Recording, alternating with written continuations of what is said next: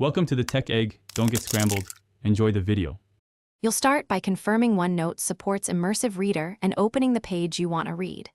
Select the paragraph or place the cursor where you want the reader to begin. This determines the content the reader loads. Next, click View then Immersive Reader, or press Alt+R for a quick launch. This first step gets the engine running so you can control reading flow. Once done, you're ready to adjust reading and display settings for comprehension and focus.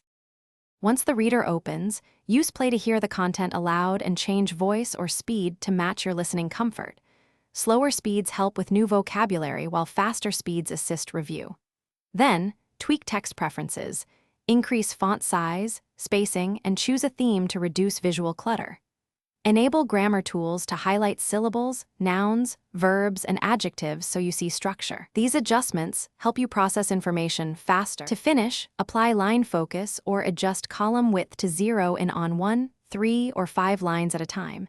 This reduces distractions before you exit with esc or close. Your visual and grammar settings persist for the next session unless you reset them, so you won't redo adjustments each time. If audio doesn't play, make sure system voices are installed, check Onenote for updates, and restart the app. These steps resolve most playback and compatibility issues quickly. Thanks for watching. Consider subscribing if I helped unscramble your problems.